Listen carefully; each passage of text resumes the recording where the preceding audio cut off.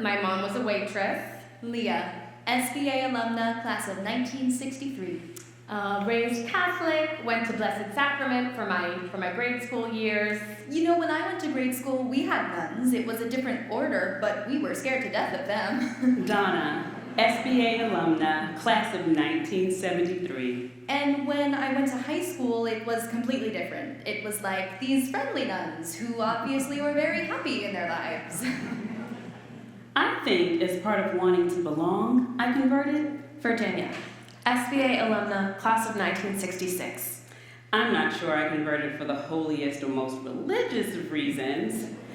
I think it was more to just be a part of.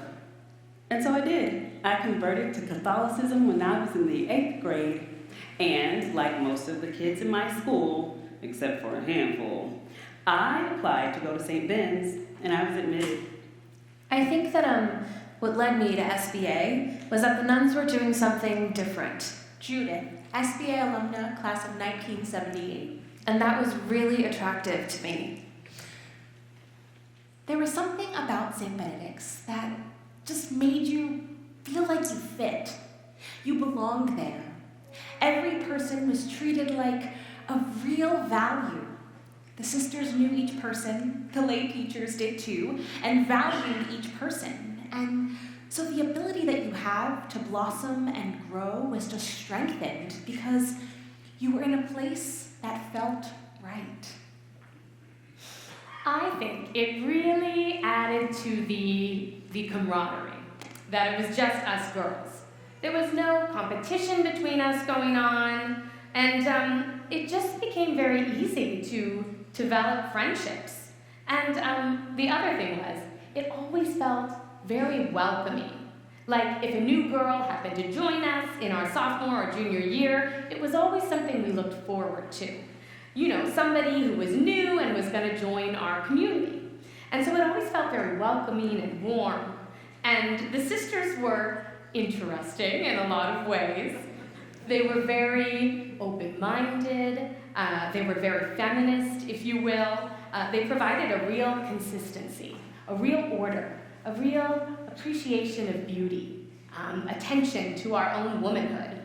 Assemblies there at the school were very interesting.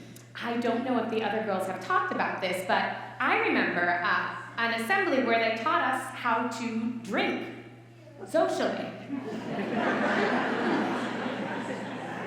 How to get in and out of cars politely and easily, yet, you know, protecting our, our private parts when we were swinging our legs in and out of the car. That kind of thing. So they really contributed a lot to teaching us how to be grown women and how to have confidence in ourselves and how to think for ourselves. You know, a couple things that I remember very distinctly, and that was they weren't dogmatic. They were very clear about our faith was a matter of personal choice, and that it was up to us to decide what we believe.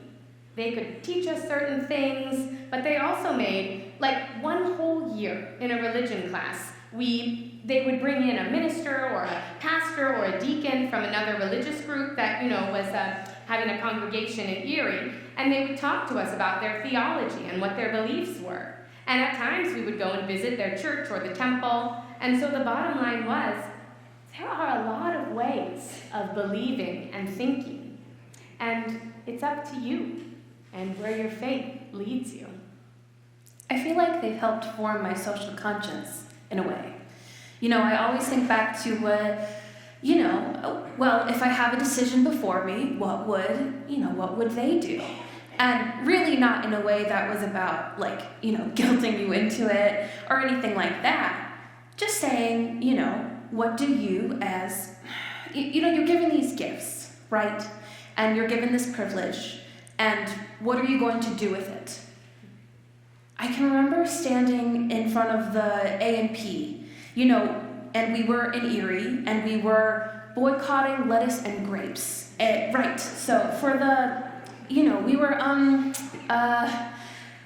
it was all about supporting the migrant farm workers. And, I can still remember, Boycott lettuce, boycott grapes, boycott the wine that Gallo makes. you didn't always get a great response in doing that kind of work. But I also learned to be really, steadfast in my beliefs. And even though you can be, ridiculed, or you can be laughed at, or whatever, that it was really, they taught me to just, you stand up for what you believe in. And that's really carried through, my whole adult life. Well, during those, those times, there were sisters who were arrested, who spoke out, who wrote. That speaking and writing was eloquent, and always from the gospel, scripture. That was the basis, and even today, Benedictines for peace and social justice interests of this community are still anchored in. I like that word. That they're still based on the gospel the principles of the gospel. It's a question. I think a lot of times with people who still go to church on Sundays, there's a lot that don't. That they go to church, maybe they hear something, and they leave, and that's it. Whatever they heard in church is left there. But that's not how, obviously, the sisters see it.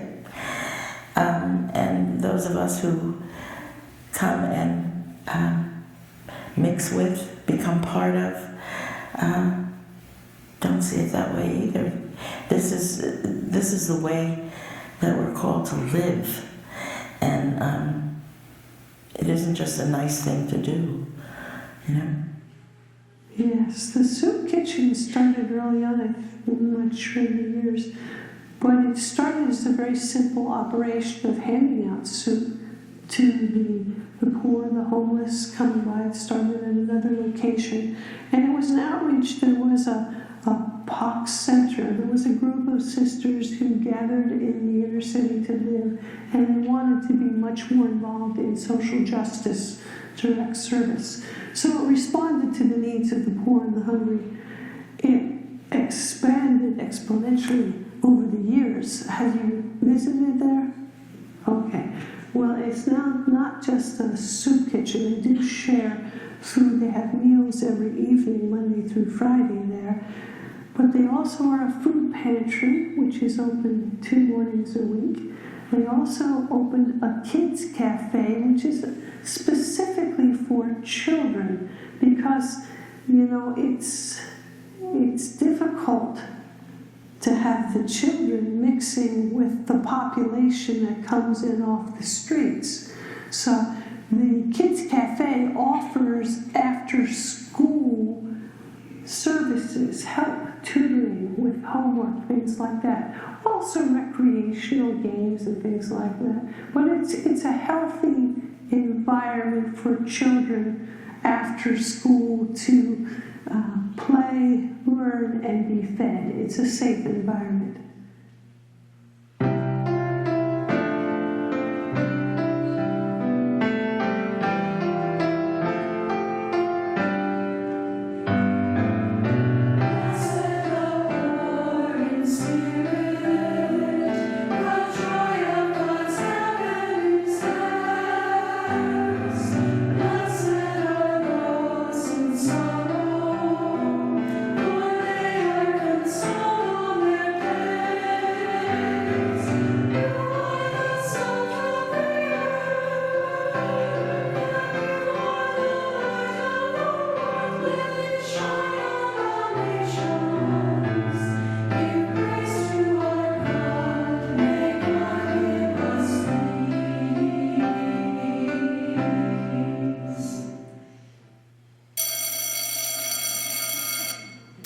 When the sisters first came here from Bavaria, the immigrant children from Germany were not able to go to school or to learn much because they didn't speak the language.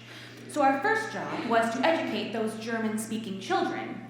As time went on, it became broader than that. More children, different languages, different needs.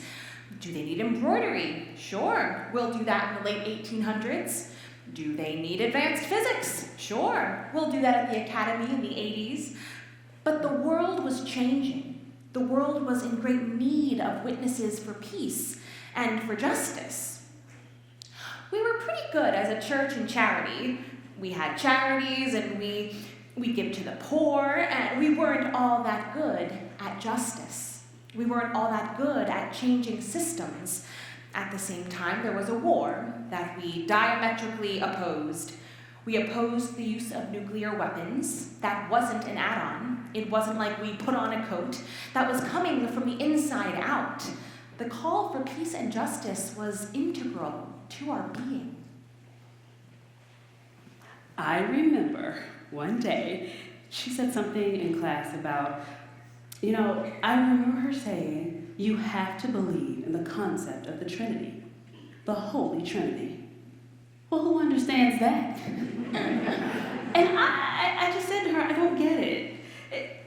I understand the beauty of it when you sing songs, but really, 3 persons and one God? What does that even mean? Like, how does that even happen?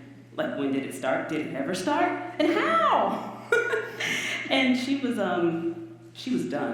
Because nobody questions. You don't really ask questions for religious. And I was just like, I don't get it. So I just want to know. I want to understand how this works. And she said, I want you to stay after class. And I thought she was angry.